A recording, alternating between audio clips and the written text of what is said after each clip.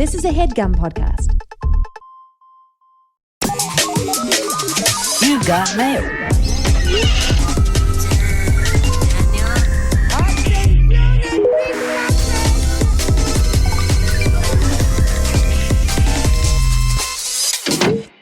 Hi, I'm Millie Tamares. And I'm Elise Morales. And this is Go Touch Grass, the podcast where we log in. So you can log off. Elise and I are two chronically online comedians, and on this pod, we break down the week in internet discourse, viral memes, TikTok trends, and niche influencer drama so that you can literally do anything else with your time. Anything else? And if you like what you heard today and you want to hear more, we've got a Go Touch Grass Patreon already up and running with tons more content weekly, access to our Discord community, and our spin-off series Search History, where we go back and break down a viral discourse from the past. And don't forget to leave us a 5-star rating and review. We love your reviews. Oh, we love and them. we need more of them. Give me more, as Britney Spears says, for the 4 gay people listening. But really, the best review, no, I would say 50. I think we have more gay people listening. We have a lot of gay people listening. We have so many gay people listening that we got feedback on the WNBA conversation saying that our guests may not have been nuanced enough. And I will say that our most recent review, speaking of reviews, references that we appeared on Las Culturistas. So I will say that we have gay people listening. They're listening. The gays and the girlies are listening. Gay people are in the room, and guess what? It's not even fucking June. It's Yeah. 365 Charlie XCX. That's what we're talking about. Obama's favorite song. Oh, Obama's favorite song. Obama loves that song. But speaking of Obama, the best review you can give us is to tell your friends. Straight, gay, we don't care about your alphabet. Tell your friends to listen to the pod. Tag us on the story. We'll repost it. You know we're online all the time. That's the premise of the show. We have nothing better to do. We love your feedback. We love the post. We love you guys. Wow, I just had an image in my mind of an Obama grid post these are the podcasts I've been listening to this year, and it's Go Touch Grass right at the top, and it's changing policy. Anyways. Yeah, and then everyone's like pandering. War criminal. Okay. Speaking of someone who's also online, who's also posting. Okay? I would say who's a online. tastemaker. Tastemaker for sure. All right? He's written for The Problem with Jon Stewart. He's been featured at Just for Laughs, Marvel, Vulture, and Variety. Okay? He's a writer. He's an actor. He's a comedian. It's our hilarious friend, Jurden. Hello. When y'all said speaking of, I was like, are they about to call me a war criminal? Well, I did nothing in Libya. I did nothing overseas that you can trace back to me. Okay? Well, anyone listening in Yemen, it wasn't me. And you know what? This is a man who never bombs. Look at that. Let's say that. Speak on that. Oh, my goodness. Sorry, I don't mean to curse you with One that. time I did bomb. I had to do an event. It was on the Upper West Side. It was an event for charity. They served food before me to old people who were full and about to fart as I went on stage. Nice. Nothing. Nice. They gave me nothing. When you go on after the food, you're going to bomb. Wow. That's a good pro tip. Anyone who wants to do stand-up comedy, be like, put me on before the food. Put me on before the food. You want him a little chilly, a little hungry. Yes. You don't need like clinking silverware while you're trying to do it's not For good. the food.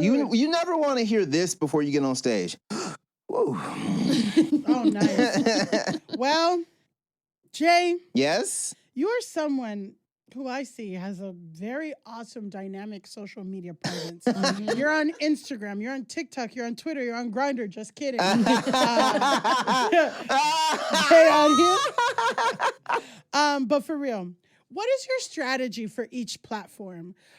And I want to know, what platform do you have the most fun at, and what So I feel like there's a different Jay on each platform. So Millie, you know me well. I know you. We go way back. And so here are the vibes per social media account. We do our research on this pod. We come prepared. Instagram is the place where I kind of post the most content that is related to my career. And it's also where you can get the most likes on like carousel selfies. Because you can only put 4 on Twitter. Instagram, that's where I put a lot of the clips. Instagram's 20 now, which is too much. 20 pictures for a carousel. Yeah. Also, but if you do that, no. Yeah. But okay, not 20, but sometimes you have one thing and you're like, I want to post 11. Yeah. But you Or got to be 12. gone for a little bit for me to justify. You need to, if you I go did two over, dumps. I did 2 dumps this last week. I did 2 dumps instead of one long thing because I'm like, no one's scrolling through. But I do need people to see that I was hot multiple times. and different outfits. In different outfits. That's usually. I break up. If I do 2 dumps, I'm breaking up half of the pictures in one outfit, half in the other. Also, it should be known, anyone listening, whenever Millie comes to a show, you'd be like, I didn't know he was looking cute. Every time Millie comes to a show, you'd be like, I'm glad I look cute. Because Millie looks cute. And sometimes the photographer is like, oh, I need to make these pictures look good. You know what? Thank you for that because there's something happened. There was a shift, and I think you kind of can speak to this where like I feel like one day I'm gonna parallel it to high school. Yeah. Where it was like one day in high school I used to hang out with these core group of girls, and then I went to go hang out with the emo kids, and I came back senior year and everyone had lost their virginity. And I was like, whoa, we're all having sex now. And I feel like with comedy shows, I feel like one day it was just a regular show. No one was ever gonna no one showed up, whatever. Yeah. And then suddenly I started doing shows. Now there's a photographer, a videographer, 100 people. Even shows I think are the most low stakes one have a photographer, videographer, and 100 people there. And I kept getting caught like off guard. Never again, bitch. Never again. But then that made me not want to say yes to a lot. I say yes to less shows because I'm like, ooh, do I want to do the makeup, do the hair? Yeah, exactly. I gotta put a look together. Exactly. So Instagram, I would say, is the one where I post the most selfies and comedy videos. Twitter is where I have the most fun because to me, a lot of people go, oh, Twitter is evil now. I go, it always was. First of all, it always was. Yeah. But now I'll talk shit on Twitter. Yeah. I'll get messy. I'll get in fights on Twitter. I'll call people out. Twitter is where the mudslinging lives. Yes. TikTok is very interesting because, and this, I know this could easily be clipped and end up on TikTok, and I'm saying this with love. TikTok does not matter. And it does not matter in a way that I really don't think people realize. TikTok is so hyper volatile in a way it spikes so fast, then it shoots down so fast. And TikTok is just one of those places where you just throw stuff at the wall and you go, we'll see what happens. On Instagram, I can predict pretty regularly how many views something's gonna get based on how many followers I have. Yeah. I can be like, oh, this will do well at this time. TikTok, ain't no rules. Yeah. Ain't no rules. Something can also pop off late on TikTok where I've noticed the couple of videos that I have that did well on TikTok, they'll go dormant for a while and then suddenly somebody reposts. It ended up in somebody's feed and now, again, because my videos that did well are about Twilight, now I'm getting 100 comments a day again that are like, actually, the way imprinting works, Jacob couldn't help but fall in love with that baby. And you know what I want to say? That girl was a child, okay? Yeah, well, leave that baby alone, Jacob. Yeah, but these people, Jay, when I tell you every day I wake up to, Jacob couldn't help but fall in love with the baby. That's not how imprinting works. Wow. Jacob's actually the baby's brother. It's a brotherly relationship, and it's not that they necessarily are going to fall in love. And I'm like, okay, but is the end that he falls in love with the baby? He does. He did fall in love with that baby. Spoiler alert for Twilight. Sorry, spoiler alert. Jacob ends up with the baby. 20-year-old spoiler alert. Yeah. Taylor Lautner. Check his search history. Listen, we've definitely talked about how TikTok is way more of a lottery. Yeah. With virality, it's a virality lottery versus the other ones where you can kind of predict what people... I also think TikTok also drives a lot of discourse in a way that is kind of scary because what happens is something happens on TikTok and everyone has to talk about it on Twitter and Instagram and still talk about it on TikTok, but they save it from TikTok and bring it over to Twitter. And sometimes audience. And then sometimes people get really attacked after they bring it from a TikTok algorithm that is maybe cooler, younger, more fun. They'll bring it to Twitter where people can be hyper conservative and it will get insanely evil. Oh yeah. Libs of TikTok will take a video of just a teacher that has blue hair being like, I put my rainbow flags up for my classroom, and it's suddenly this person's in the witness protection program because it's just so wild to me that TikTok leads Twitter and Instagram now in a weird way. I feel like all of them, but I feel like it's all cyclical because I feel like you see tweets on Instagram. I think Reddit is a big part of Twitter. Like you get like the curated Reddit. People read Reddit's Am I the Assholes on like half of TikTok is Reddit. That's a very good point. All like bleeding over, Whenever but when it's outside of the intended audience, it gets crazy. You'll see, and it's like no shade to them, but you'll see people who'll be like, green screen their tweets and then do a TikTok video talking about something they said on Twitter. And I'll be like, you trying to get all the meat off of this bone. But the thing is that there are content creators who grab people's tweets and turn them into videos on TikTok and just read them or pretend like it's theirs or turn them into sketches and then fucking make it into viral stuff. That's happened a lot. Yeah. That happened Marsha Belsky, former guest of the pod. Yes. She has this iconic tweet that's like, I bring a kind of let's quit our job energy to every job I go to that managers hate or something like that. It has been like memed. People take out the thing. People post it. It's crazy. It's really crazy. People like post that text over themselves, implying that they wrote it. I mean, it's and this actually will segue nicely into our Grasshole this week of how TikTok works, how jokes work, etc. But I did want to go back to what you said about Twitter because so Millie and me, but I would say more me. You're trying to, and I'm not successful at it, or no, I'm saying that I would say get that into worse fights. I have made a vow to not fight with people online anymore because I cannot handle it constitutionally. Well, because you hate kids. Because I hate kids. Yeah, that's a DVT that was to it at least. I know the lore. The one my worst day on Twitter when I said that I didn't have kids at my wedding. But I do not. While she's protecting kids from Jacob. Yeah, exactly. Exactly. Wow. Women contain multitudes. Because I didn't want anyone to imprint on those kids. Because they can't help it.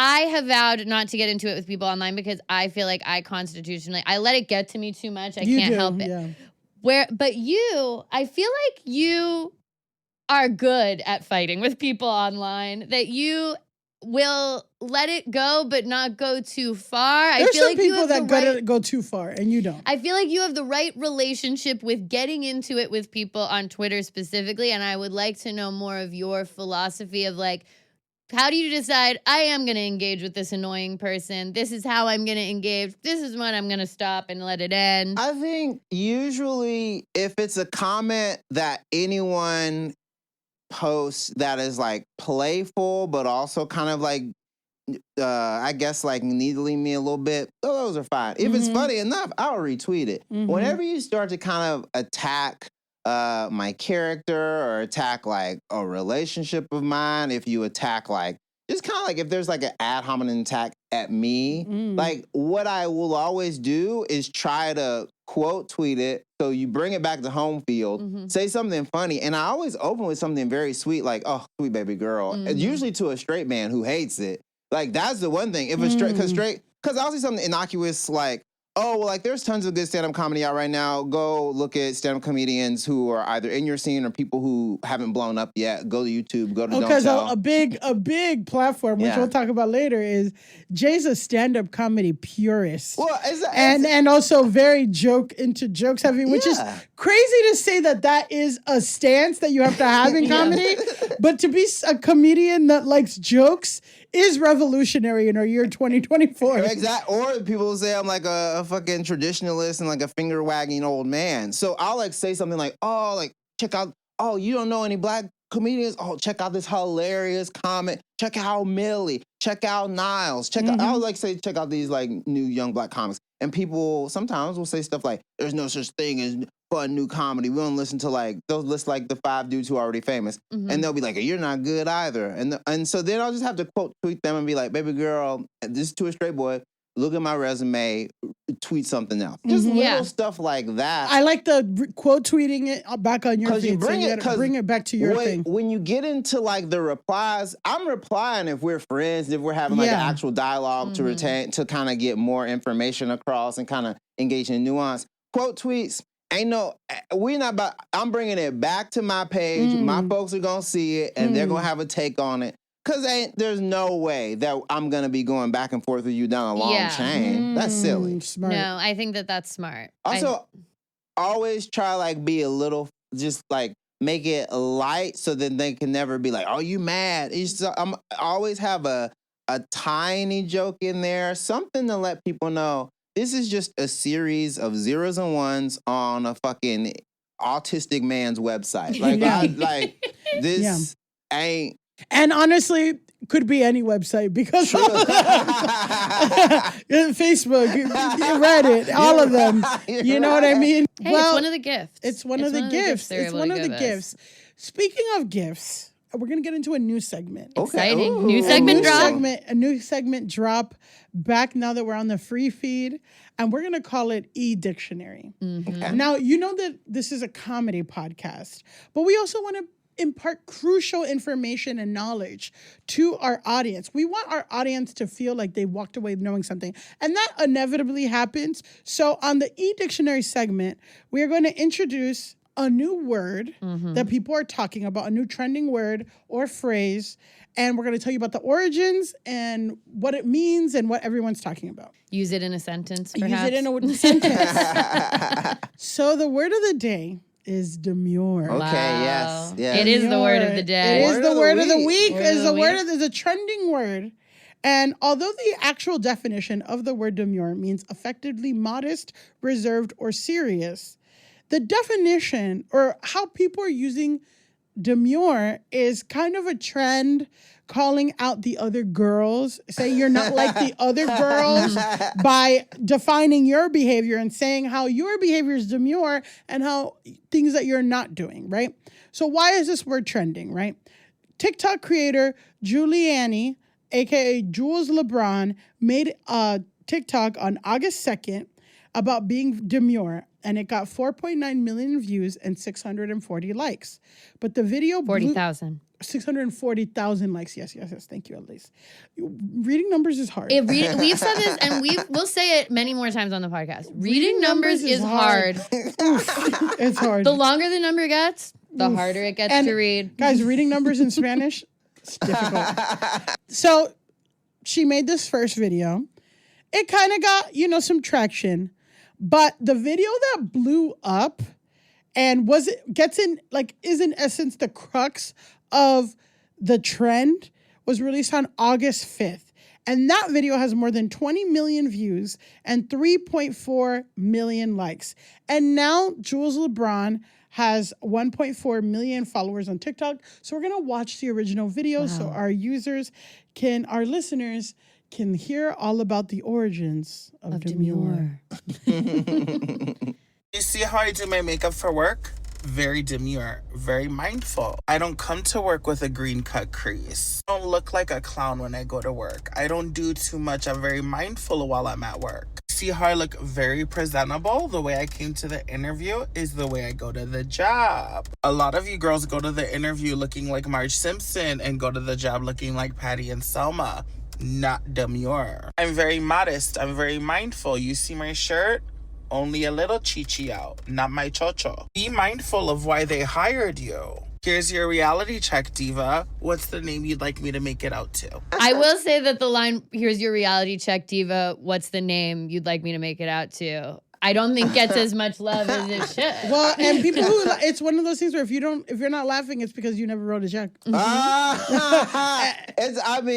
I think there are so many great parts of that video. I think the Simpsons reference is like so spot on and like shady. I think the green cut crease about the other girls, the other girls' makeup is so hyper specific, but also super funny. And I think what's really funny and what's so kind of catchy about that first video is it's instructions, but it's also playful shade. And people love being like, here's a tip.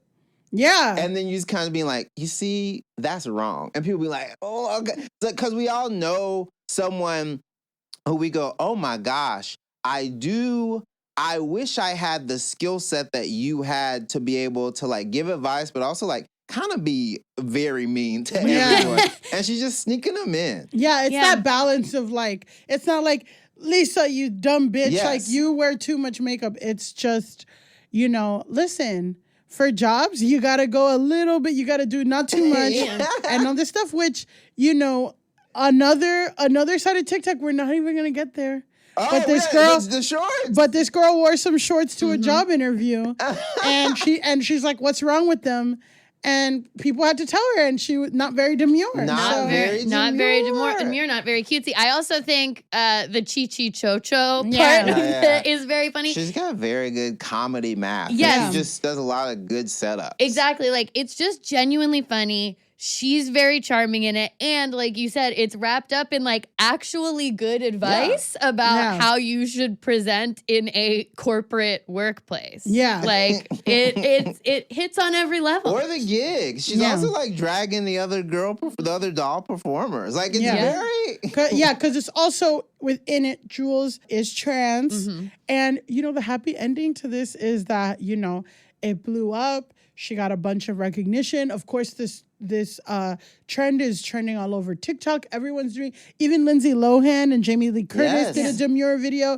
Everyone's doing Demure. She got flown out to LA, and now she has enough money because she's in the Creators Project to transition. To fully fund her transition. So we all love a happy ending, but if you hear people talk about Demure, now you know what it means, and now you can be informed. And I will add that it has very mindful, very demure. She has other videos where we talk about very cutesy, very demurtsy. So you may also, listeners, hear the word demurtsy, and that is a combination of cutesy and demure. Yeah. Back in our day, the thing that I remember blowing up a couple of years ago was coquettish. People use that kind of signifier a lot.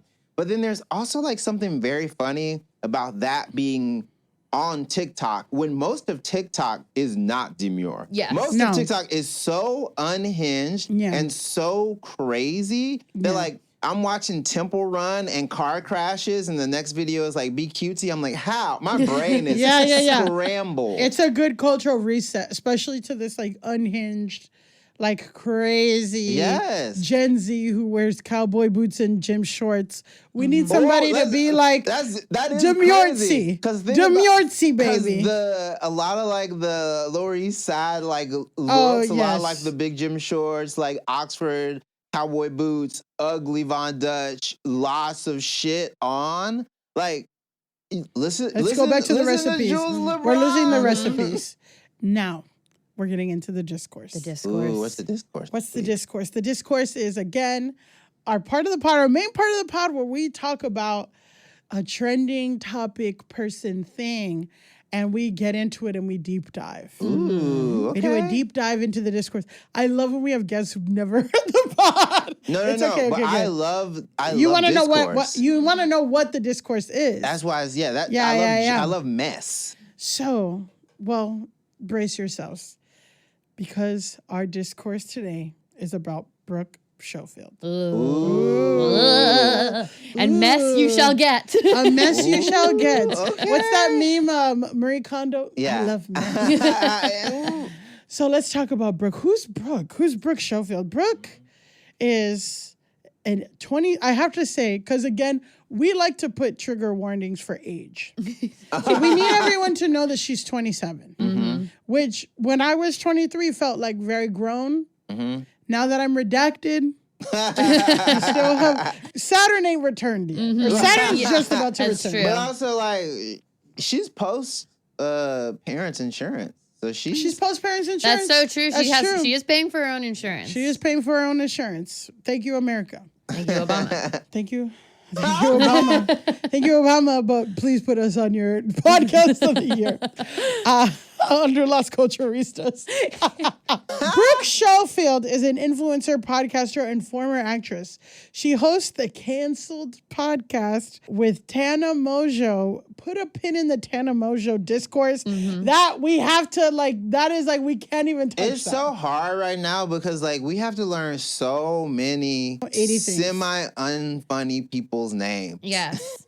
And all of them kind of form into one blob to me. I'm like, wait, which one is the one that does the canceled you're podcast? Like, which one? Okay, so who's the which one is the most racist girl? Who Don't get ahead of yourself, okay?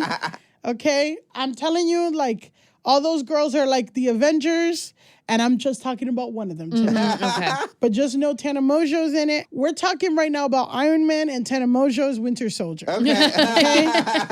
We just gotta, or One thing at a time. one thing at a time, baby.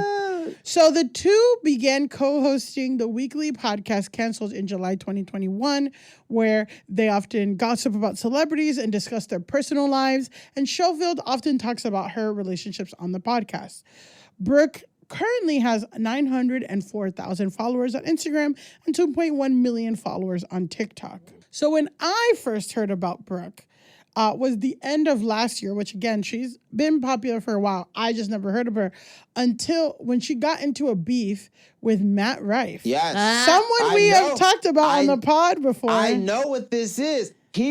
Whoa. Okay. This is now you're saying you're watching Avengers and you're like, who is this character? And you're This like, is oh my God, I forgot that I was crazy. watching TNT Oh in 2014. my God. And I saw this movie in its entirety and I completely What? forgot. Yeah. And now that we're watching Avengers years later, you're like, it's all Yeah, clicking. this was definitely on at the dentist's office. Okay. Yes, on the dentist office, exactly. So at the end of 2023, Matt Rife was in hot water for his controversial comedy special in which he speaks in a black accent. And That's every time he talks. yeah, he always does that. And very notably has an all-female audience, but makes fun of domestic violence victims. Hilarious, guys. Yeah. Hilarity. At the height of the controversy, Brooke and Tana were defending him, but after he iced Brooke out and she found herself blocked, she comes out with the truth on her December 12th episode of the Canceled podcast. Some specific things that Matt Rife did was love bomb her hard and then pretend to not know who she was, just typical fuckboy behavior. But a big thing, the thing that kind of shook me was Schofield went on to criticize Rife's past comments he made on a February 22nd episode of the Stiff Socks podcast. There are too many guys. Listen, We say this as podcasters. there's too many podcasts. There's too many. There's too many podcasts. I know exactly. Saturated. I didn't know I knew about this. I know about this. You know about this, but you might not know about the other stuff. So, okay. So the Stiff Sauce podcast, hosted by comedians, do you know these people? Trevor Wallace and Michael Blaustein. Because I have an encyclopedia of comedians. I know who both those dudes Okay, are. good for you. And to be fair, they probably don't know who I am. No, you have to drink so much White Claw and be in undergrad to care about These either guys. one of them. Yeah, But yeah. this is somebody who's passed at the cellar, so therefore you must. You just kind of know. Yeah. You'll be like, oh, why is this person at this club? Oh, okay. Or what? Yeah. Okay. Anyway, Trevor Wallace, Michael Blaustein.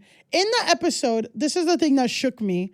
Raph noted his disgust for outie vaginas. Oh, I remember this. As well as describing as his type of woman as blondes. He likes blondes. With fake tits, too, With right? fake tits, but Schofield is a brunette. Matt Rife makes these comments that he hates outie vaginas and he likes blonde women, right?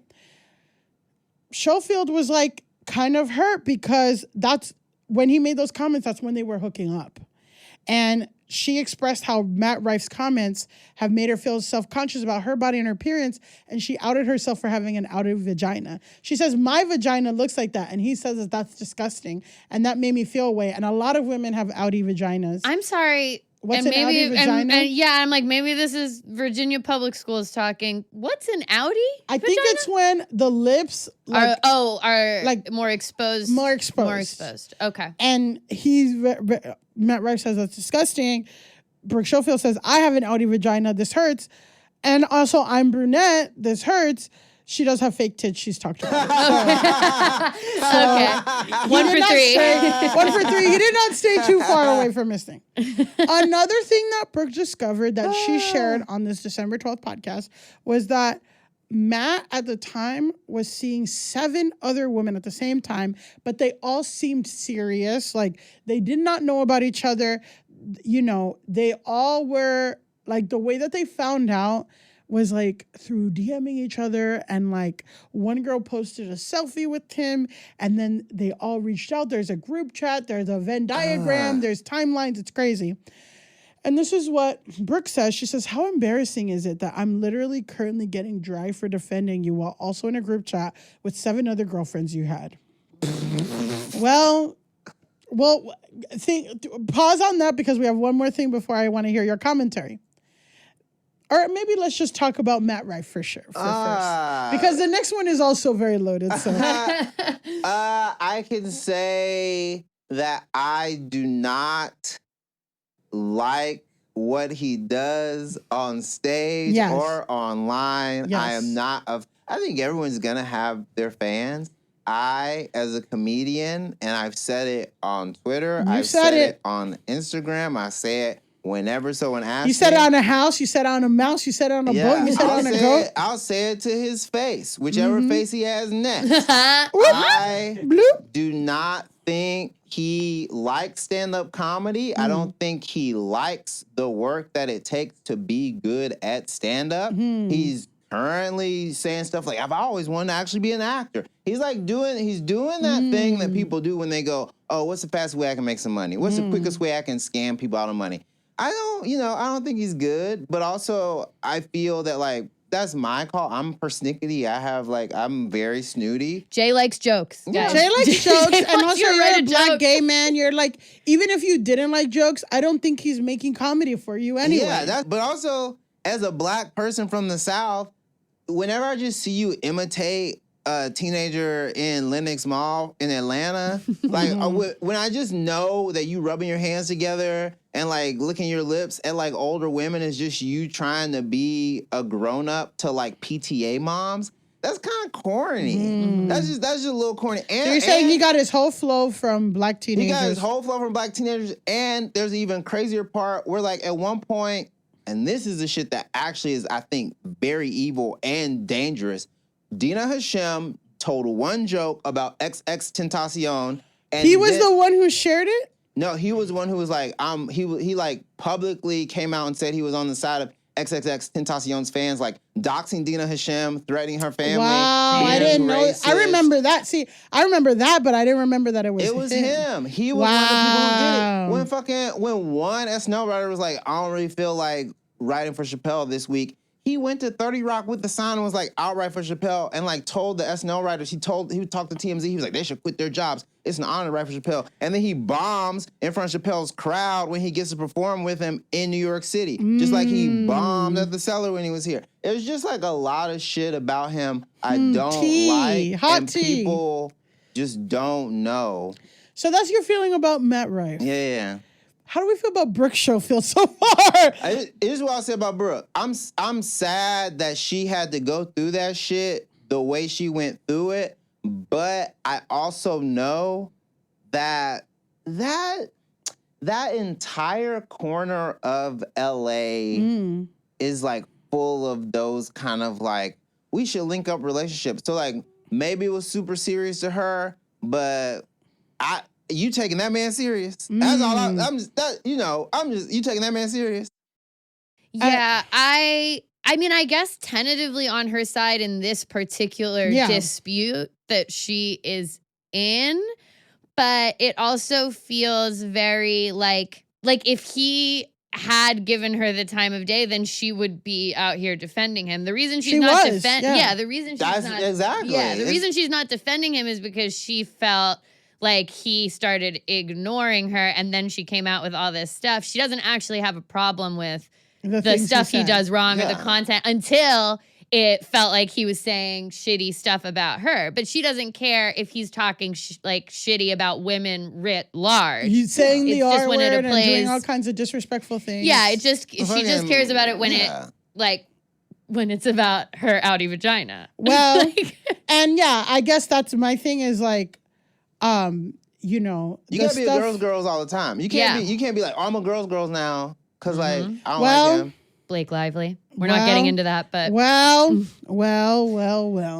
But yes, exactly. So the Matt Rife stuff, he's a problematic figure. But I'm like, if you're only waiting, you know what I mean? If you're only waiting till he blocks you to say some shit. Right. And also like, yeah, I'm like, girl, even if you were sleeping with him, whatever, you could keep it low key, but not publicly defend him. I don't know. So anyway. And that's a crazy thing to do. If that's like a secret little thing, you're jumping to defend him on your podcast at work? No, what? Yeah, that's corny. Yeah. What? Okay, so let's talk about Brooke versus Clinton Kane.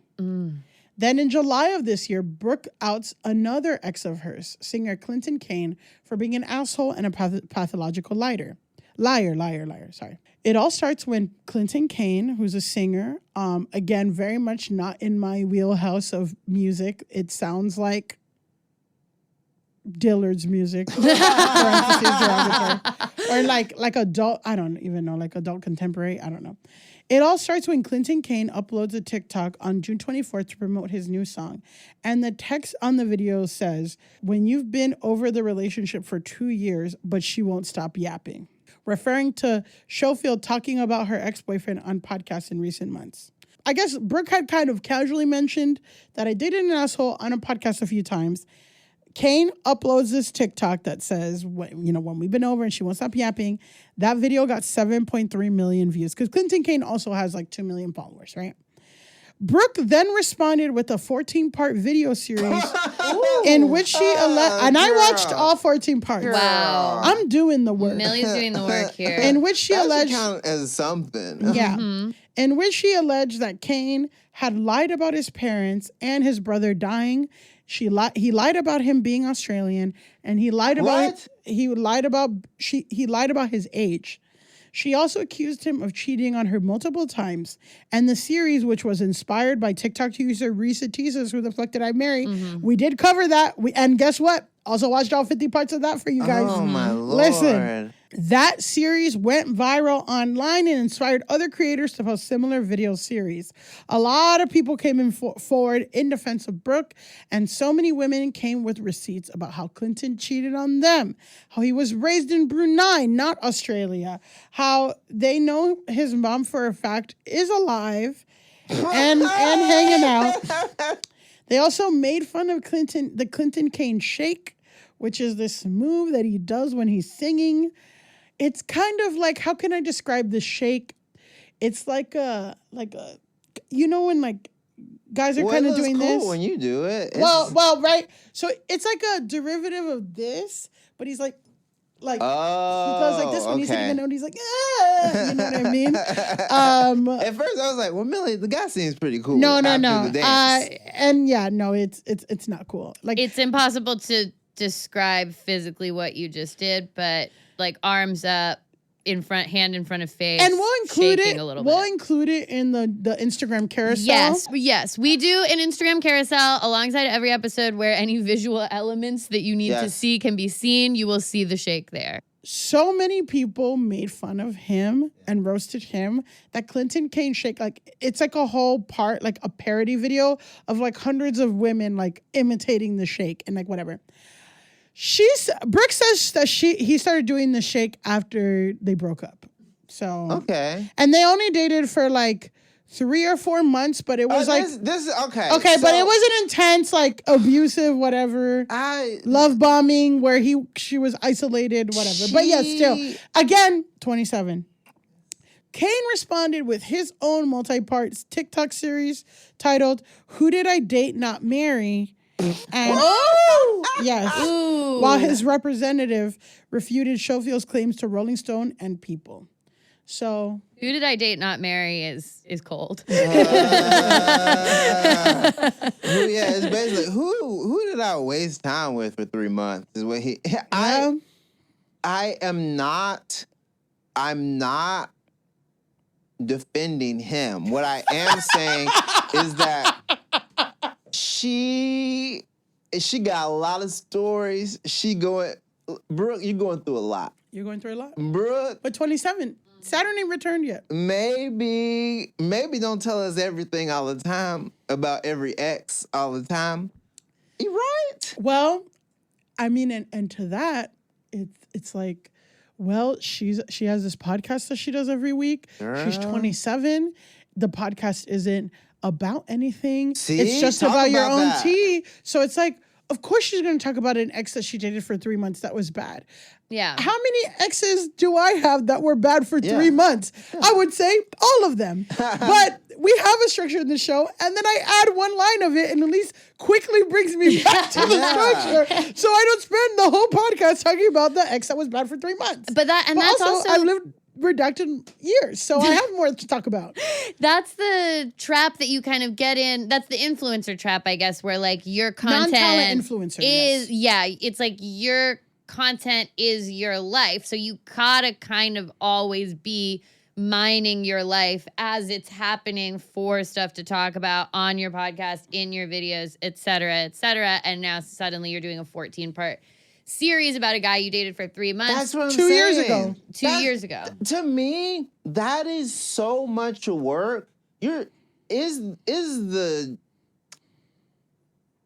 juice worth the squeeze? Is the amount of effort you're putting into having a 14-part video about a guy you dated for 3 months who maybe is a terrible person, but like now you have to deal with the fallout from the fallout because you wanted to talk about it, but also because you're trying to be like, I saw Reese Tisa blow up with this. I got some crazy stuff. That's a little bit of it too. It's like you want traffic, you want views. At any cost. And it's different if you if you're a sewer and you like post your videos or whatever and you talk about your thing, or if you bake cakes, or if you know what I mean? But like, yes, it's the influencer trap of like influencers whose lives are their content and then they keep struggling. They're their own product. Because even with like, as a comedian, your jokes are your product, and those could come from your real life and your real experiences. Some people, their jokes skew more that way. Some people, they don't. But even still, it's the jokes that are the product. Whereas when you're an influencer like the kind that she is, your life, yourself, your face, you are the product that you are selling. Yeah. And you just kind of, I think I would be just so tired of having that conversation about a relationship that ended 2 years ago. I would just, you know what I mean? Because like now, that means you open up the app and you see people referencing that all the time. Well, speaking of referencing. Oh, it gets worse? It gets worse. Oh, okay. Now I know what it is. Okay. So that's Brooke, right?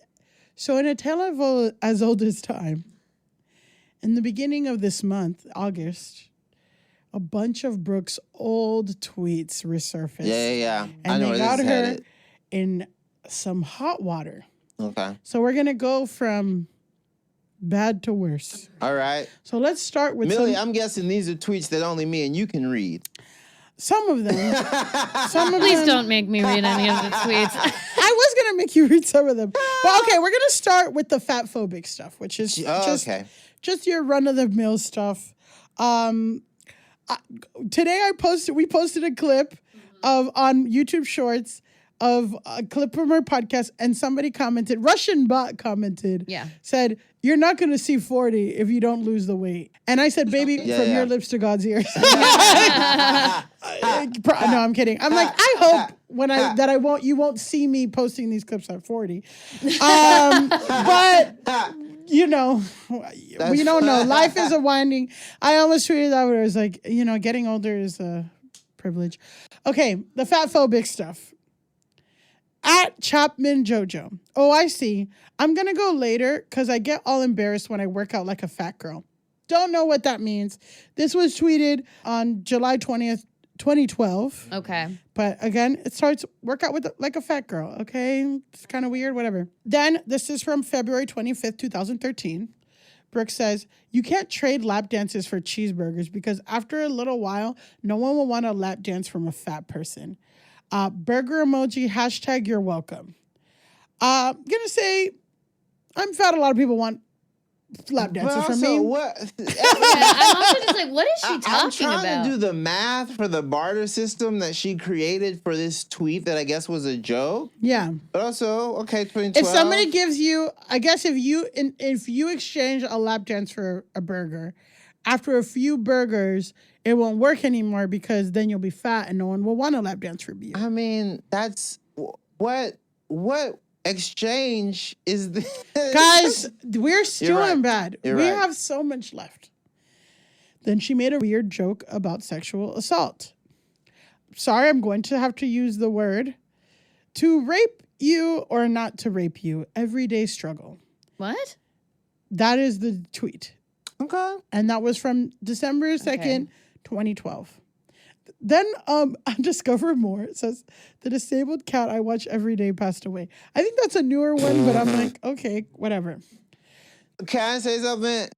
That the disabled cat is funny because is she posting it so that people know? Like that, it's such a. I would have never known. No one would have known That the cat was disabled? Yes. And that you watched it and that it passed away. I will say that there was a very sick fish that I was watching for a long time and it passed away, and I did post about that.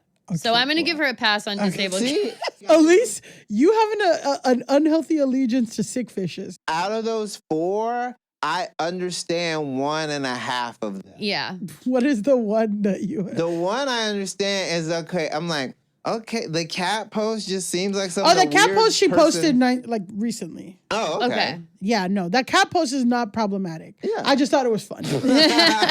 But the rape one was the one that, okay, now let's go to the racist ones. Okay. Okay. So this was an exchange with her and her white friend. Her white friend.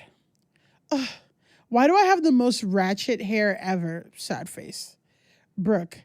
At Haley. Oh my God, I swear I had nappier hair this morning than most African Americans on this end of our country. Wow. Hashtag Afro. This is from, and then Haley replies, ha ha, STFU, shut the fuck up. No, I had my hair up all day since it was wet, so it looks terrible, ha ha ha. I guess her friend was referring to her ratchet hair as being in a bun, and Brooke says she has nappy hair, so. Then we go to this tweet. And this is a tweet about not being sure why she was led in the country. She says, I said so many accidentally racist things last night. I don't know how I even made it back to America. From where? Great question. What? Not sure. Accidentally. Where? What? Where? Accidentally. I don't know where she came. I just know that was made on March 14th, 2015. Okay. And she was already over 18. I by feel then, like you yeah. get one accidentally racist comment in a single evening before it becomes purposeful. Yeah. And we got the final one. Okay. The final one, this is probably the worst one.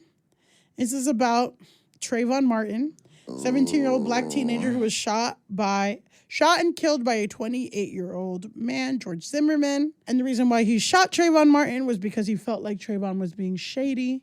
And he had on a hoodie. And because he had on a hoodie. Well, he followed him. He followed him, tackled him. Then started losing the fight and then shot him. And then shot him.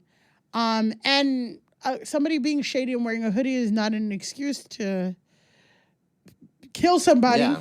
But this is what Brooke tweeted on July 14th, 2013. Guarantee if Zimmerman shot a white guy, this would not even be a story. Newsflash, this wasn't a crime of racism. It was self-defense. Whoa. And somebody says, at Brooke, thank you. Wow. So, do you want to hear her?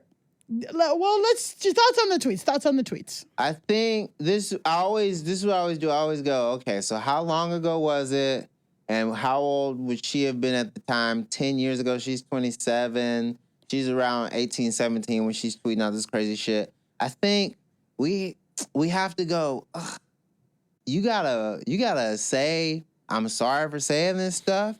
You have to also realize that, like, this shit, your digital footprint is forever. There was that weird grace period in the internet where people were like, I can just say whatever. And it's like, Yeah. you can't just say whatever. Well, I think can just people do learn, whatever. yeah. I can just film whatever. I can just, like, hang out with whoever.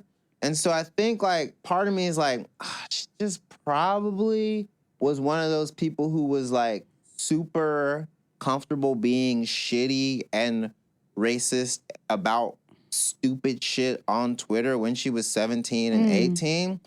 Cause like, it's hard for me to, if she doesn't have the foresight to also not constantly be like, I can't believe I was dating this crazy person. Or like, here's a 14-part video on this guy I dated for a couple months. I'm like, okay, if that's where she is now maturity-wise, I don't even want to know what was going on then. Okay. Elise, how do you feel about these tweets? So, Elise obviously, endorses them. I'm not the person who can absolve Brooke of anything. I feel like the first two tweets could be covered by an apology that was like, I was really ignorant as a young person, and I totally get and like just like, I'm sorry, that was really fucking stupid. I've educated myself a lot since then.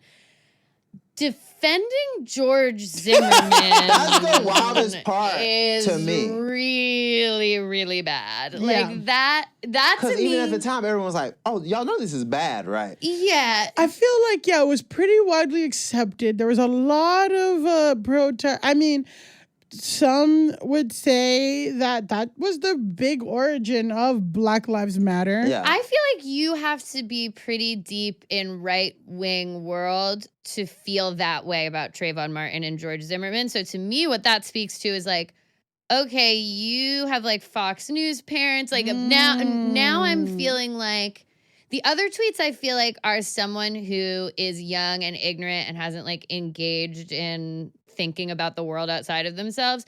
This one to me, I'm like, okay, so what's going on in your life, your family, what's being said at your home, et cetera, where all of this is happening? Because I very specifically remember Trayvon Martin and George Zimmerman as a young white person who was in like more liberal spaces, that being a big marker of the first time I really started to understand what would become the issues behind Black Lives Matter and all of that stuff. That's me as like, obviously, again, if you're a Black person, you understand that from a much younger age. Well, but for me, I feel like that was like the first pin in that in my life where I was like, oh shit, this is really fucked up and crazy and like this poor kid and all of that stuff. So defending George Zimmerman to me is the tip of a very dark iceberg. Yeah. Okay, well, listen, this is why love hosting this pod with you, because you know where we're going, even if I don't even have to tell you, because now we're going to listen to her apology. And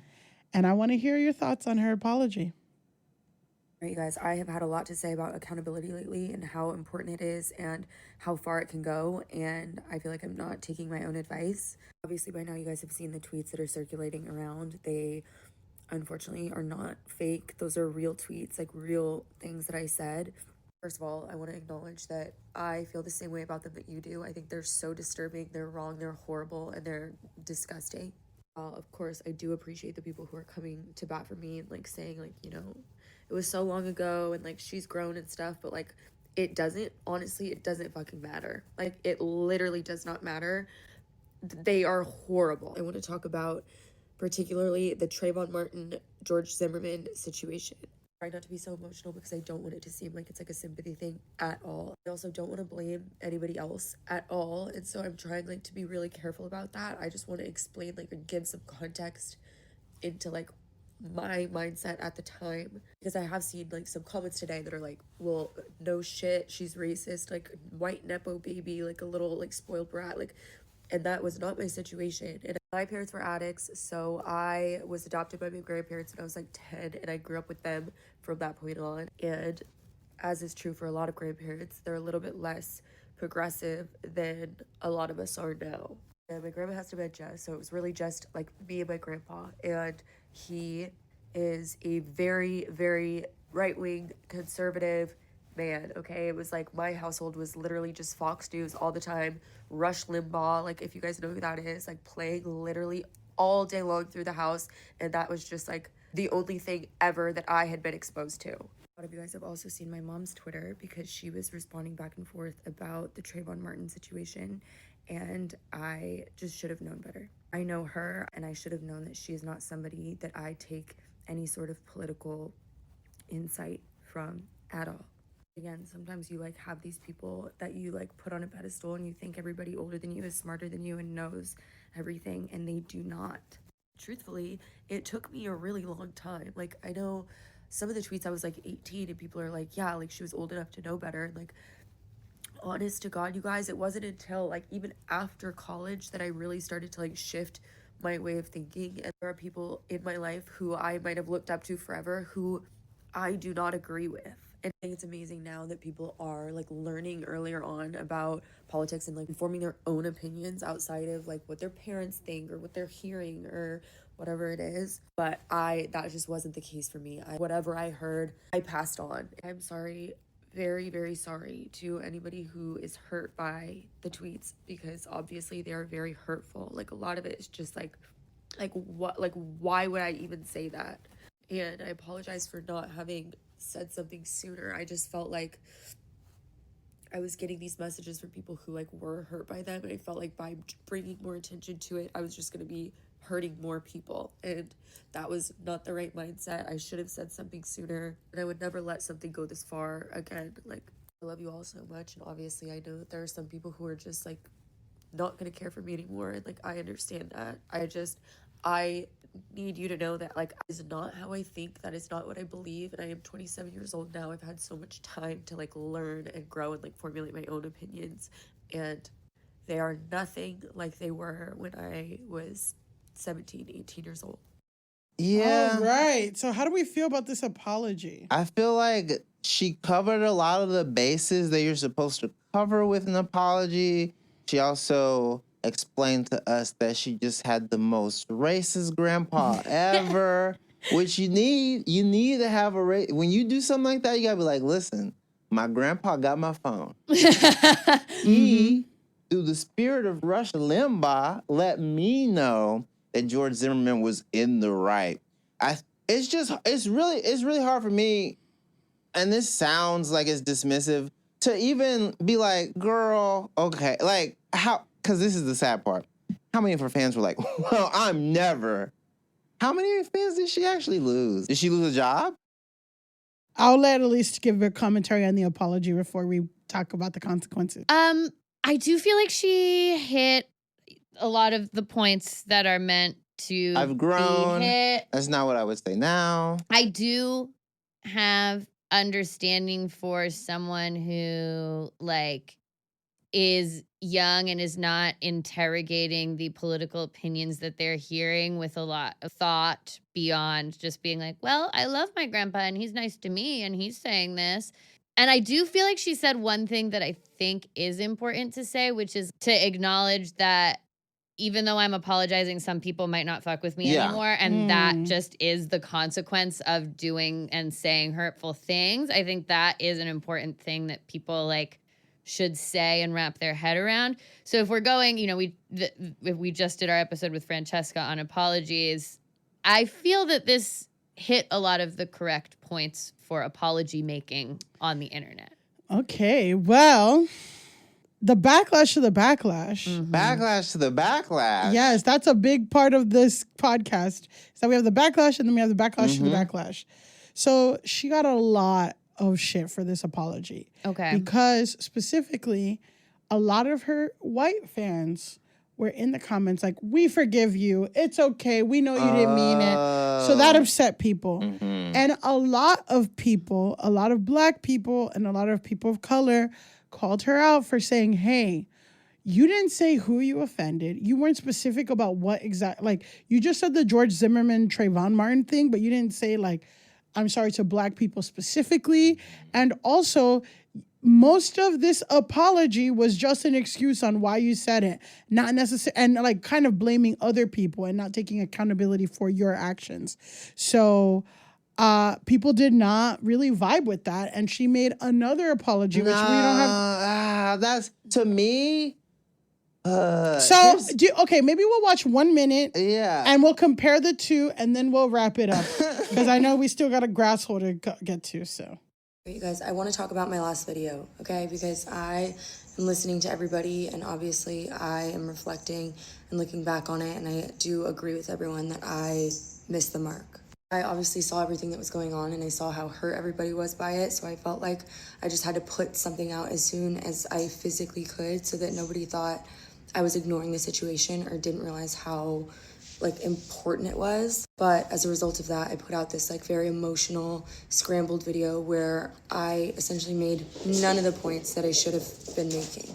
First and obviously most important thing is that I'm so sorry, specifically to Black people and the other people of color who were offended by my tweets, okay? Because obviously I'm seeing a lot of like positivity in the comments and people saying that they forgive me, and it's all white people.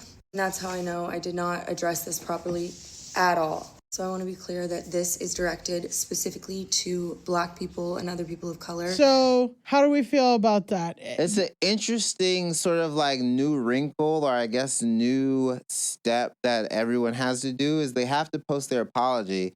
Then that first apology is graded, and then you have to do like a response to the second apology. And while I understand and appreciate her specificity, I do feel that like at the end of that video, does she say, okay, I can't make any more videos about this anymore? You know what I mean? Because then do you have her interact with Black people on the next few episodes of the podcast to show that she's learned? Like, do you know what I'm saying? Like, what is she supposed to do after the second I mean, apology? there's no like script for this, you know, and also like that is something specifically that at least we covered when you covered Kite Baby. Yes. Where the woman, you know, basically like there's some drama about maternity leave for adopted kids. It was a baby onesie company, and their maternity they treated a pregnant employee poorly, and then they released one apology. That one was very scripted. People didn't like that one. So then she had to come on and make kind of a second, exactly what you were talking about, where it's like the first apology gets graded. Then you have to make a second apology where you address where the first apology failed. I don't know. I guess it's interesting. Again, like, I don't want to feed into the exact issue that they're talking about where, like, I can't absolve Brooke. Yeah, It's not an apology for me to accept or not. I guess I personally thought, I guess my assumption in the first one was that, like, Black people specifically is who she was apologizing for, but I do think it's probably good form to actually say that. I think it's very important to say, I'm sorry to all of my Black followers and Black fans of the podcast. I don't think she needs to apologize to Black people who only heard about her through this. Only because those Black people, they don't give a fuck about Brooke. They give a fuck about this discourse online this week. But, like, it's hard for me to even think that. Yeah, but she can't say I'm sorry to my Black. It's giving like it's giving you have to the apologize. Shane Gillis I'm sorry to people who are actually offended thing. Well, which is I don't like, think you say actually offended, but I do think you have to be like, I'm sorry to all of the Black people in my life and all the Black people who are aware of these comments. But I don't need her to go to places where she wasn't gonna go no way to have to be crucified. You know what I'm saying? There's like a level of reach that like she doesn't have to extend beyond based on like her target demo, based on the people who already like her, based on the people who are calling her out. Cause like that, then she's actually you go, oh, and I Brooke, feel like it was her you. Black fans that were upset. Yes. Which for me is like, I found out about her from Matt Rife. I was like, damn, I feel bad for this girl. Then I watched all the Clinton Kane things and I'm like, oh, this girl seems like pretty cool. And then I saw that and I'm like, never mind. So Tana Mojo, which is her podcast co-host, has addressed about this other character. Yes, involved. She addressed the controversy involving involving the racist tweets, and Tana didn't hold back, labeling the resurfaced tweets as fucked up, horrific, and explicitly condemning Brooke's past actions.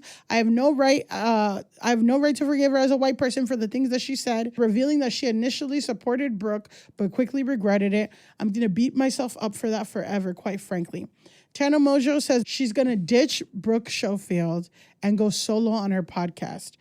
And that's like a no-brainer because Brooke's resurface racist tweets are truly that horrific.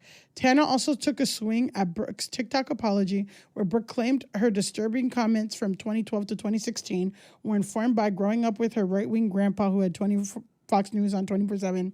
Tana said it wasn't enough to pass off those comments on a rough upbringing. In fact, the whole mess has made Tana realize she's got plenty of learning and unlearning to do herself because she's still grappling with her own racist tweets from 2013 and 2014, for which she apologized and says she'll keep apologizing for whatever.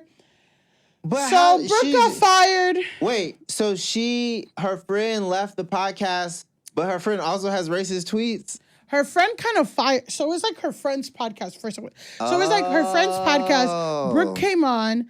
Brooke blew up. And then the tweets came out. And then Tana's like, this is so horrible. I'm not going to fucking stand for it. But Tana has racist tweets too. Yeah, I don't know. I feel like Tana doesn't get any points from me for ditching her friend. And I am kind of like, you're kind of a shitty friend if you can't like be a part of if you can't like have a conversation with your friend and be like, yeah, those tweets are really fucked up. We're going to have to like rethink our podcast. We're going to have to address this on our podcast.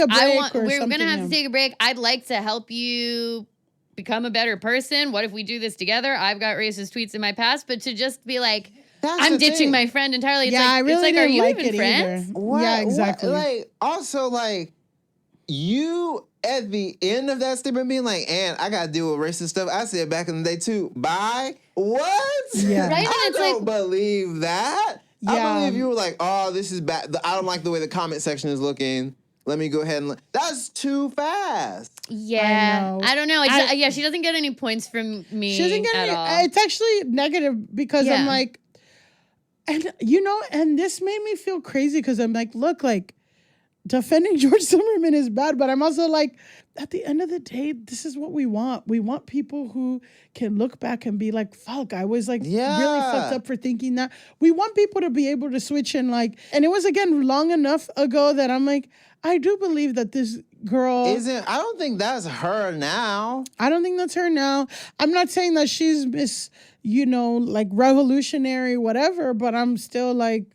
Yeah, I think, and yeah, she's got to demonstrate that growth in the content that she puts out going forward. But it's like, collab with some more Black creators and all that stuff. But whatever. Yeah, I just feel like to say like, oh, this was my best friend, but now because they were embroiled in an internet controversy for which they did apologize. Yeah. Like, and I do feel like the apology was genuine, if imperfect. Yes. For you to just be like, no, fuck my friends. Please, everybody still like me. Also, I've done the same thing, but don't even like. Well, that's a crazy part. It's also notable that Tana made all the profits to that episode of that podcast to like the Trayvon Martin Fund or something. Okay, good. I mean, that's good. Yeah, that's good. good. That's the right thing to do. But you almost want to be like, hey, well, guess what, Brooke? The next 2 episodes, we're gonna make sure that happens again while Brooke is on the podcast. You know what I'm saying? Yeah. Like, why are we? I'm like, weird. but to me, I'm like, Tana probably was pissed with Brooke or like didn't want her on anyway. And then this was her way to cut and run, I guess. Or this was like you really fucked up. Yeah, thing. Or just being like, oh, I'm catching strays now and this sucks. Yeah. Like people are now saying shit to me and now I got to make sure my house is in order and so I'm just going to ditch you. But to me, I'm just like, oh, you're like not a very good friend. No. If you can't stand with your friend through this, which at the end of the day is like a common occurrence in your field. That's the crazy part. This is, I want anyone who's listening to know that like, I don't even want to know what half of these non-famous TikTok podcasters have on their Twitter from 2015. So if she's willing to be like, you know what? That was me. That's not who I am anymore. And she was also willing to do the work and be like, you know what? I'm very sorry specifically to my Black fans and the Black people who had to see this bullshit I posted. To me, like, then at that point, I don't know what else she can do. She can't do anything else. Yeah. Well, she's going to do a lot of thinking because she's not and ironically, she got canceled from the Canceled Podcast. It is funny. It's like, once you name your podcast the Canceled Podcast. Like, I can't believe you got canceled for the Canceled Podcast. It is also, it's very funny to name your podcast Canceled. And then as soon as a cancellation occurs, it's like the entire thing collapses around you. I know.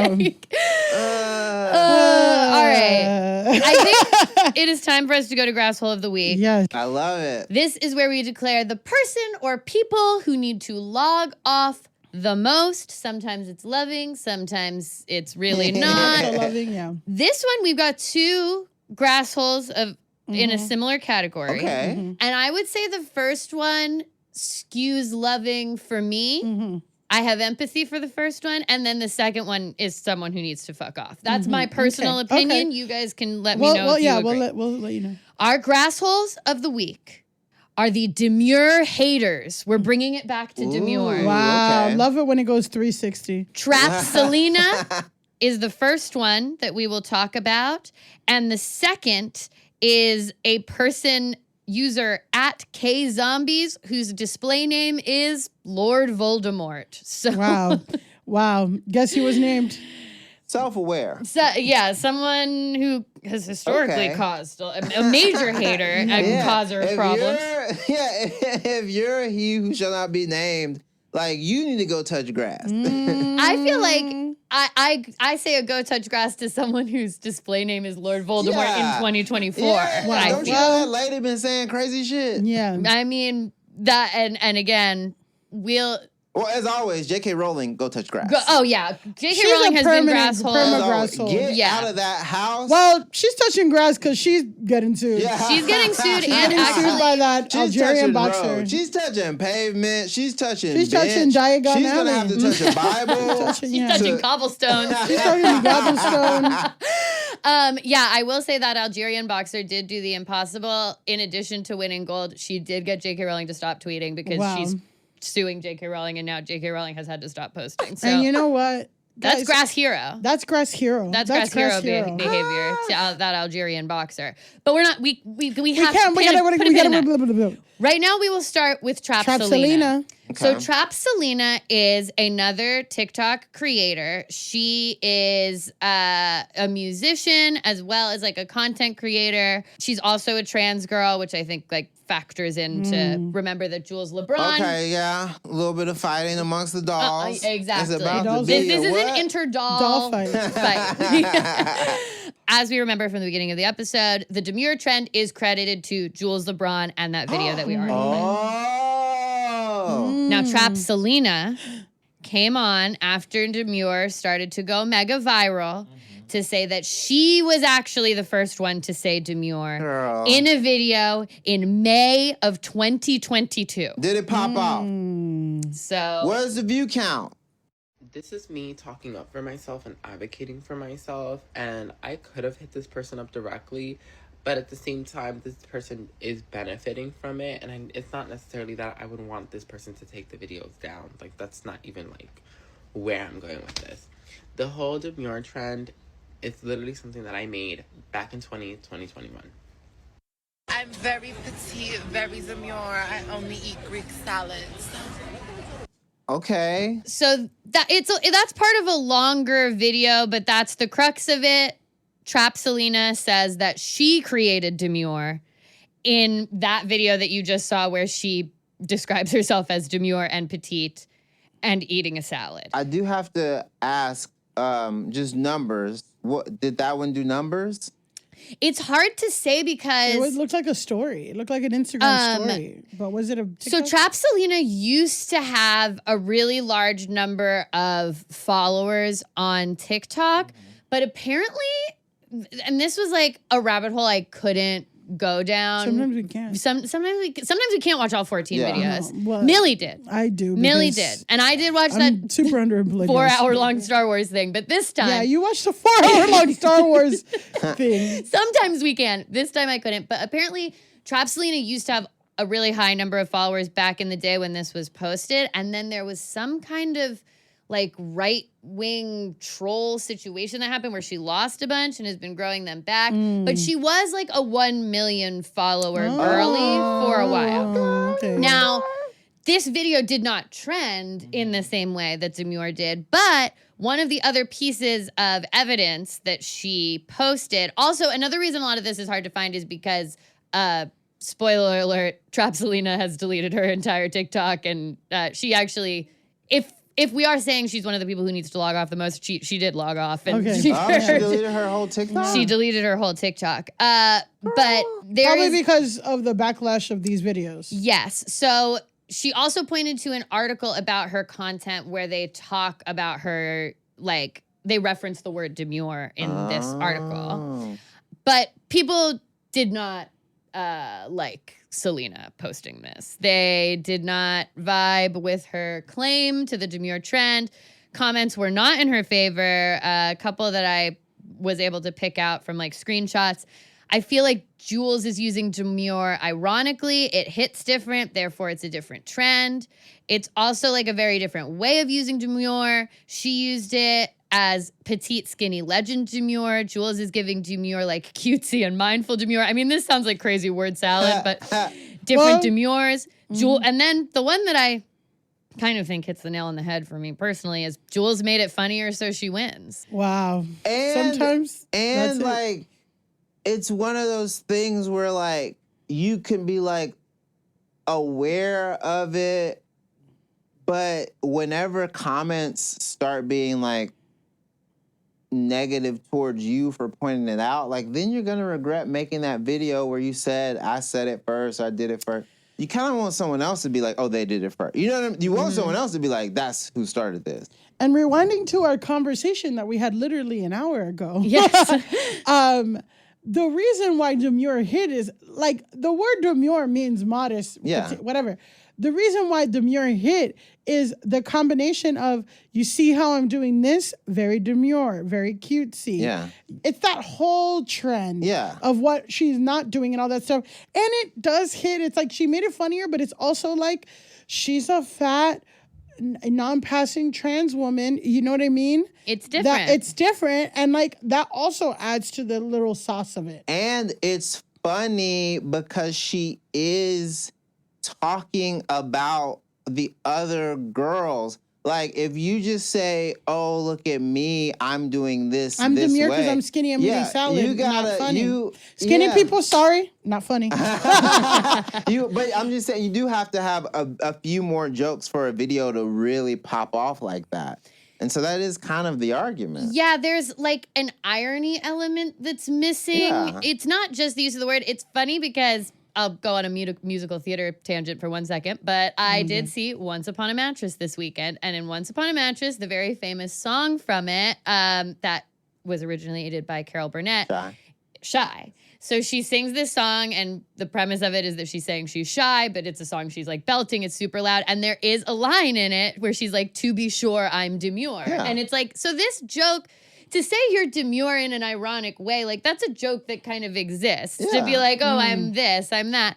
But Jules, her videos went viral because of the combination of her own personal charisma, her own personal funniness, because of what we described, that she's kind of couching it in this like advice term. And because people used it, because everyone picked it up and said, that's the other thing about it. Everyone grabbed the sound and used it. Instead of just being like, oh, this is cute, fun, cute, this is cute. It's not a trend if it doesn't trend. Yeah. Like, is the thing. So she's funny when she won.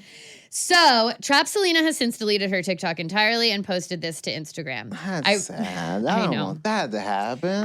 I hope that Trap Selyna comes back. Her Instagram is still active. She said on Instagram, I really do love you all, and the messages you've sent me are amazing and truly touching my heart. To be honest, I don't feel like I want to speak on the internet for a while. I know I have a big personality, but I'd rather let my music speak for me. I know you guys want funny content and sound bites, but honestly, I haven't felt passionate about it for a while. I've listened to other people about what I should do in terms of content, and that's just never resonated.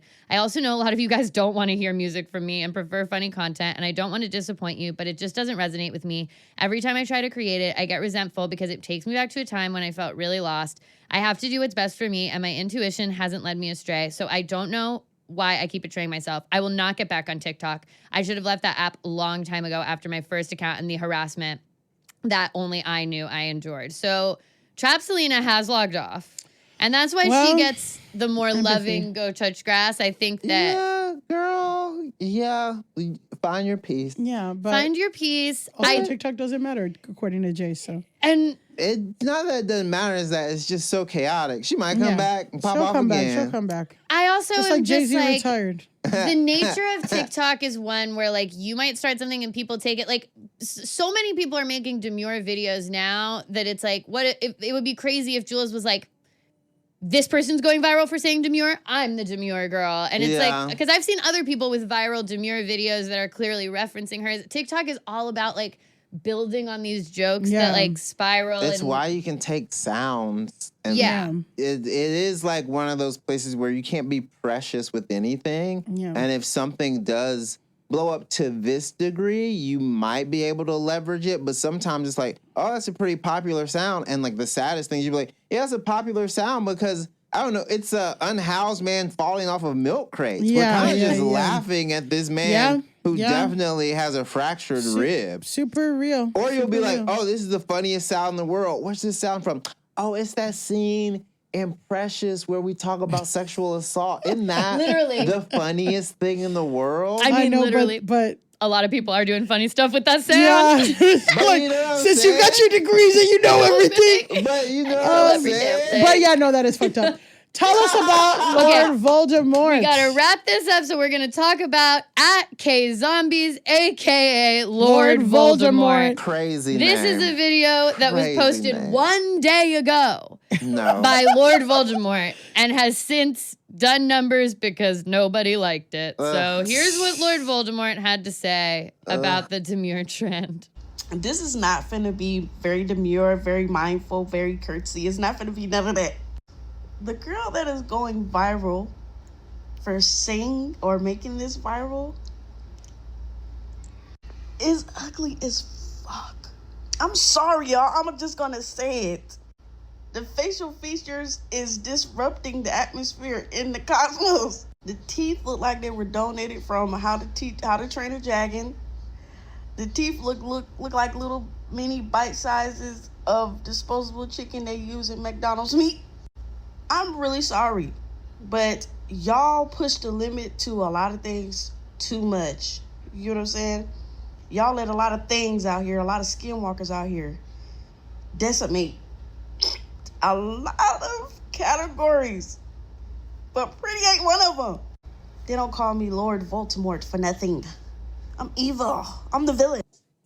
So, yeah, nobody liked that.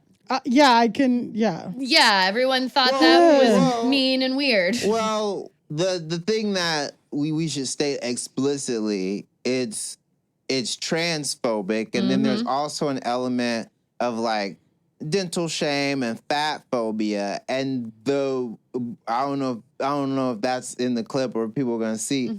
I'm familiar with this because everyone was like, wait a second, girl, are you making her adhere to beauty standards that the minute they get applied to you, you might not fit either? Yeah. Yeah, I mean, that's and it's like the calls coming from in the house, girl. Well, Big Girl and Big Girl Crime on TikTok is not new, but it is wild that you made the video just to, like, for the punchline to be like, you don't think Jules LeBron is pretty? But it's like, there's like, that is a disgusting, toxic mindset of like, I may be a little bit more desirable than this person, so I have to highlight how ugly they are to elevate myself and all that stuff, which really is the antithesis. And also, I personally, there's a lot of hot people that ain't doing shit and are making trash content. We just talked about Brooke, Schofield, Matt Rife, all of them. They're not making anything of substance. I don't really believe that you have to be beautiful to have a fucking trending video or to be funny. Yeah, that's kind of the whole point of comedy. Sorry, and it's. I mean, everything about it is fucked up. Like, it's mean spirited. It's transphobic. It's fat phobic. It's all nasty, and also it's just irrelevant because. Why? So she can't say she's demure? She can't say that she shows up nice to work? Like, it doesn't make sense. The thing that she doesn't show up with a green cut crease. Yeah. That's what she wants. Ugly or not, teeth or not, she's not showing up with a green cut crease to work. That is the point of the joke. She got her chi-chi out a little bit, not her choo-choo. Yeah. But her choo-choos were out. Listen, Miss Voldemort's choo-choos were out. She's giving Slytherin. Yeah. And the lashes are too much. I'm sorry. But, and you know what? Here's what I'm going to say, too. Lord Voldemort wasn't looking great at the end there. No. Lord Voldemort, what kind of teeth is Lord Voldemort rocking with? Man doesn't have a nose. Okay. You're talking about the actual Lord I'm Voldemort. talking about the actual man that she's named herself after. Okay, and I'm talking about her. She's wearing a bonnet, and her cho-chos are out. So I think, this is what happens. I think sometimes people want to say, oh, this is why this is trending, Or I'm guilty of saying, oh, this is why this blew up. It's because y'all like making fun of people. Every now and then there is this weird, evil part of TikTok that is kind of like a lasting vestige of sideshows where sometimes people do follow people and hype them up to make fun of them. They're doing it with like a particular TikToker now currently called No Neck Jay, where people just in the comments like just say terrible things to him about his condition, and then they definitely traffics the video up, but then you'll be like, listen, if you think they're funny and you appreciate what they're saying is funny, like just appreciate what they're saying. Like, why are we commenting on this person's appearance if that's the only thing you can say? You didn't say Demure wasn't funny. You didn't say the joke wasn't funny. But you just said you don't like the way she looks, and she's not even doing any. It's so innocent. Yeah, but the thing is that there's a deep discomfort that people feel when they work really hard to try to fit into these standards that whatever, and then they see somebody who doesn't work as hard or like aren't fitting the standards and are getting the celebration that they feel like they're owed.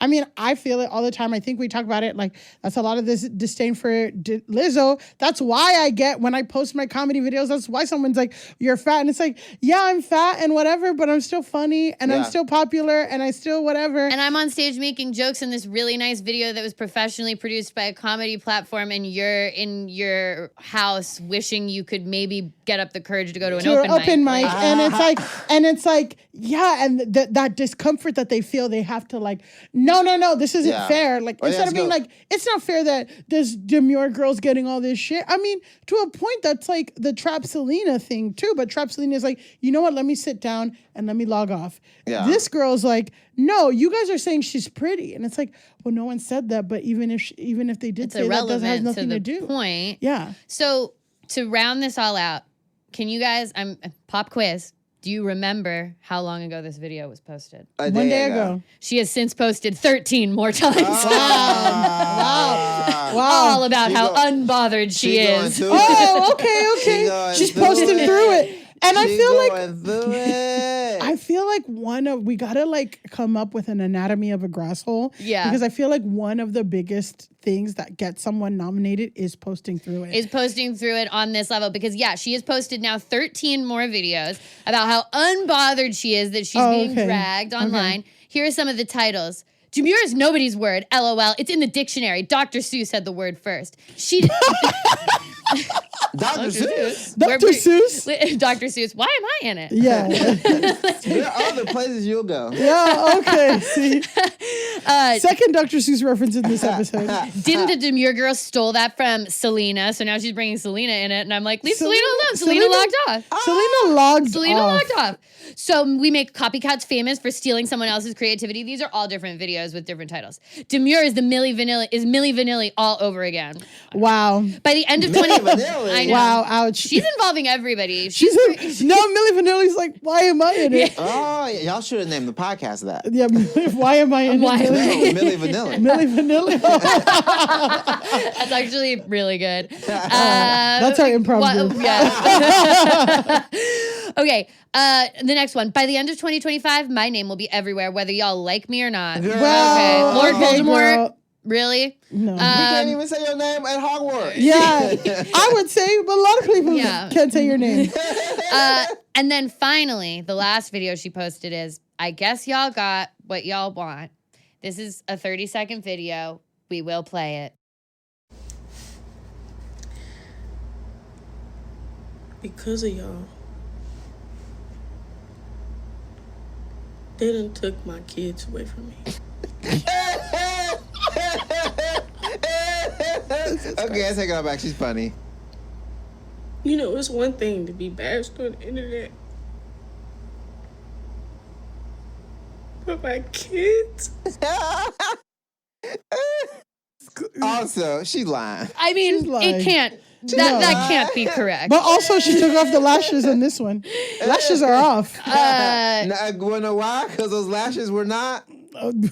Demure. Demure. Those lashes were Demure. See, they were given snuffleupagus. Yeah, there's no way that's correct. No, Where she went, y'all, because of y'all, because they took my kids. lashes. Yeah, I know. That would be funny. But the kids, they took away my kids because of, why is anyone even calling? You could call CPS and be like, sorry, this person's being annoying on the internet. Yeah, this person posted about TikTok. Here's the thing, and it's because I know I'm 100% not perfect. What you have to do in a moment like that, you don't post 13 videos.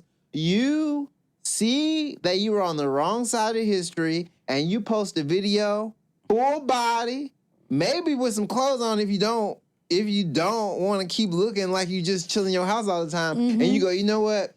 I was wrong, and y'all kicking my ass. Y'all are kicking my ass. You know what? I'm sorry, Jules LeBron. What I said was, the transphobic, here's the thing. If you were just jealous, the transphobic element, I was like, you just want to say this to a trans person. You just been waiting to, because that, to me, I was like, what? What? But what about posting 2 apology videos? No, I just think you need to be like, y'all kicking my ass. You right. I'm sorry, Jules. I was a jealous bitch. Like, it's like, yeah. You gotta concede and like laugh at the folks, and laugh at it. because those people, they everyone was like, now, girl. Yeah. But since she didn't do that, and because she posted through it, today we must say, Lord Voldemort, go touch grass! And that's the end of our episode. Wow. Jay, we knew you would be the best guest. You're the best. And it happened. Listen, incredible comedian, and also I forgot you had your master's, and I forgot what it is in theater. In theater. Okay. Because I'm like, you're speaking like an MFA's in the room. ADHD's in the room, and an MFA's in the room. And that's why Once Upon a Mattress was referenced and understood here today. Jay, tell our listeners where they can find you, follow you, all your good stuff. You can find me on Twitter. I never said anything positive about George Zimmerman. I think one of my tweets about him probably might send me to jail. Yeah. I was like, please, someone find him. He's still alive. Fix it. The second thing is you can find me on TikTok and Instagram. It's all just Jay Jurden. And then come see me. I'm on tour this fall, so come see me. Yes, in your definitely city. see him. Yeah, you guys, Jay is doing some of the best work out there, so you gotta go see him live. You can follow me at Pandalise on Instagram, at Elise Navidad on TikTok, and this podcast at Go Touch Grass Pod on everything. You can find me at Millie_Tamaris on TikTok and Instagram, and on Twitter with Jay at Millie Tamaris. Me and Jay are out there holding it down. Starting fights. And I just gotta say, our Patreon, we caught up on everything. We talked everything Ballerina Farm. We talked about the Olympics. Yeah, that's all we got to. But yeah, we caught up on some of what we missed while we were doing our banked episodes in LA. So if you want to hear us talk about some stuff that we missed, again, Olympics, Ballerina Farm, that's all on the Patreon. And until next time, go touch grass. That was a HeadGum podcast. Hi, I'm Caleb Heron, host of the So True podcast, now on HeadGum. Every week, me and my guests get into it, and we get down to what's really going on. I ask them what's so true to them, how they got to where they are in life, a bunch of other questions, and we also may or may not test their general trivia knowledge, whether it's one of my sworn enemies like Brittany Broski or Drew Wallow, or my actual biological mother, Kelly. My guests and I are just after the truth, and if we find it, great, and if not, no worries. So subscribe to So True on Spotify, Apple Podcasts, Pocket Casts, or wherever you get your podcasts, and watch video episodes on the So True with Caleb Heron YouTube channel. New episodes drop every Thursday. Love ya.